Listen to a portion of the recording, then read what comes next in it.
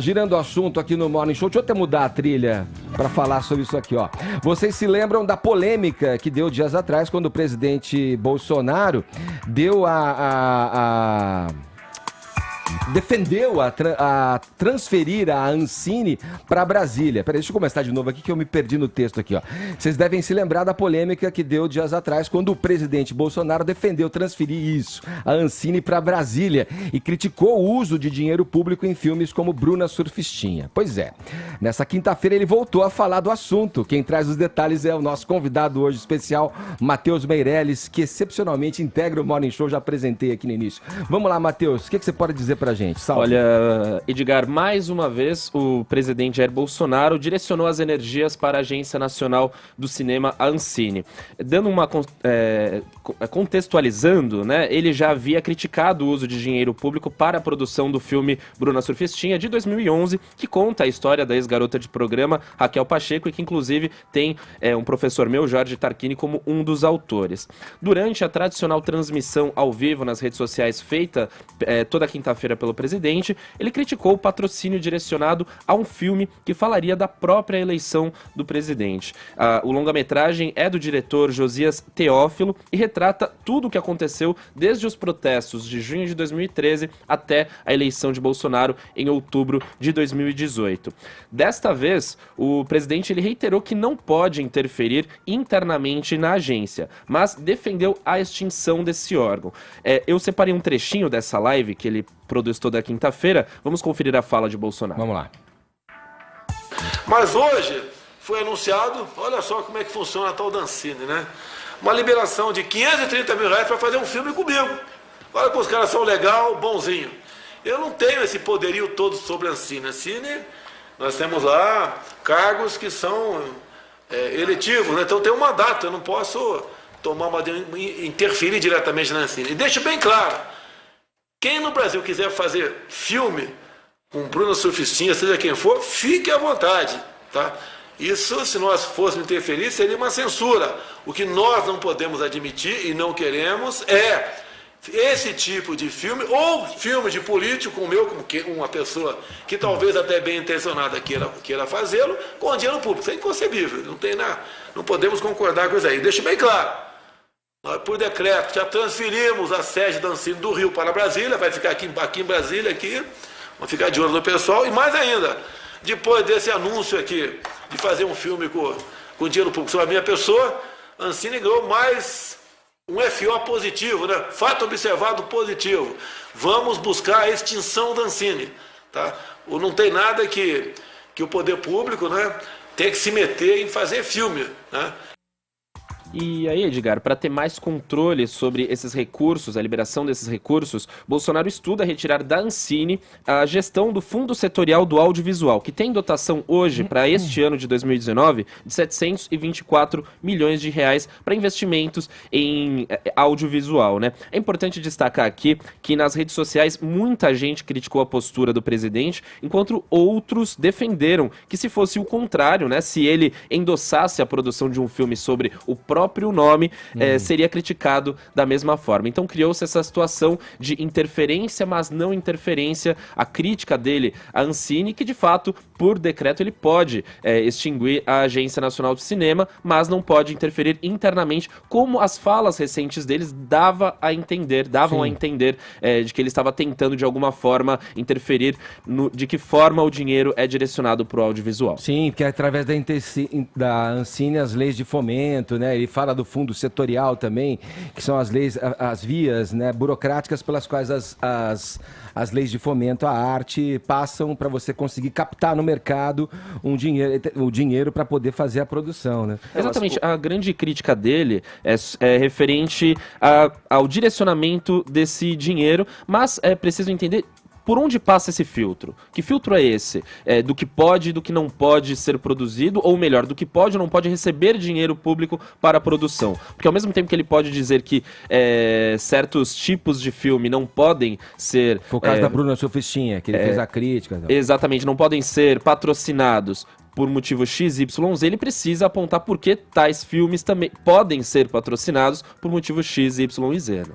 Eu acho que o grande desafio aí para o presidente é justamente manter a tradição da Ancine, que é positiva, assim, no sentido de desfulanizar e despolitizar, né, o processo de seleção, né, dos projetos a serem apoiados. Isso daí é fundamental. Agora, ele demonstrou maturidade aí ao traçar um paralelo entre o filme da Bruna Surfistinha, no caso, né, que ele usou como exemplo, né, tantas vezes, e um filme de promoção à figura dele também, né? Então, só que isso coloca um desafio que é praticamente intransponível, que é o que o Matheus falou pra gente. Como é que a gente vai balizar e como é que a gente vai adotar critérios objetivos que contemplem um melhor uso do recurso público? Eu vim aqui e falei que, assim, do ponto de vista, vamos dizer assim, teórico, faz todo sentido que um filme como Bruna Surfistinha, que não trata aí de uma personagem de relevância histórica, enfim, e que de certa forma até normaliza alguns comportamentos que são defesos pelos atuais costumes da nossa sociedade, que ele esteja em último lugar na fila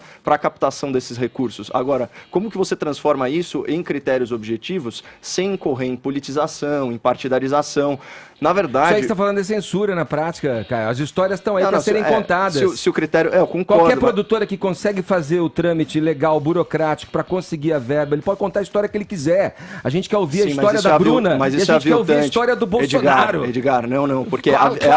é aviltante. Mas aí você está selecionando o que o povo quer, o que o povo não quer, você está tutelando. Não, você está Isso confundindo. é autoritário. Não Claro é autoritário. que é autoritário. Você está confundindo Se decidir censura que tema pode ser mostrado, qual com que é financiamento relevante. público, Edgar. Não confunda censura com financiamento público. Você está distorcendo o argumento. Não. Qual que é relevante, qual não é? Quem tem que me dizer? Ora, eu que escolho ir nessa sala ou nessa para ver. Sim, Edgar. Esse filme ou aquele. Esse é um controle de mercado. Quando você subsidia um filme, você está dando financiamento público. Aí o interesse é público, é óbvio. Através da abdicação de impostos ali. Mas, Edgar, é aviltante para um Esse eleitor... dinheiro vem da indústria, vem da iniciativa privada. É aviltante para um eleitor do PSOL financiar um filme com o dinheiro dos seus impostos sobre o Bolsonaro. É aviltante para um eleitor do Bolsonaro, evangélico, financiar um filme que conta a história de uma ex-garota de programa que alguns críticos falam que normaliza e glamoriza a atividade de prostituição. Isso disfarça a tutela em cima do que o povo deve ver. Não, mas é porque o dinheiro é público, Edgar. Então é o seguinte, o dinheiro vem da iniciativa privada.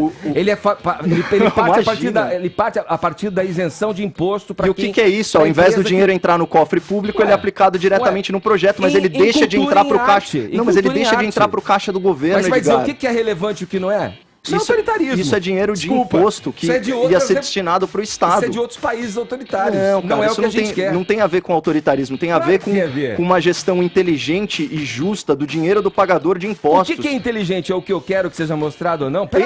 Foi essa crítica que o Matheus fez e que eu fiz. É difícil você balizar critérios. Na prática, o que vai acabar acontecendo é a diminuição desse fomento, provavelmente, ou até a extinção, como o presidente bem colocou. A história, seja ela qual for, não tem que passar pelo critério de quem quer que seja.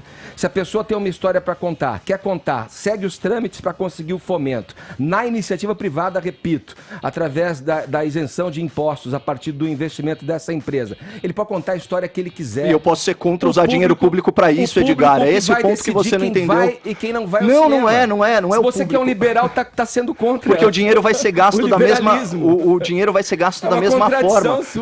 Não tem contradição nenhuma. O liberal ia falar para o Estado nunca fomentar a cultura, porque quem vai determinar isso é o risco e é o capital investido. É óbvio, o cara pode fazer o vídeo sobre a Bruna Surfistinha usando dinheiro privado. Por que ele tem que usar dinheiro público? Pura tutela do que o povo deve ter. Imagina, o povo assiste o que ele quiser. Autoritarismo puro. Não tem autoritarismo nenhum, pelo contrário. Elitismo é você usar o dinheiro do pagador de impostos para beneficiar uma elite específica que vai produzir o filme. Qual elite? A elite artística que não tem risco nenhum.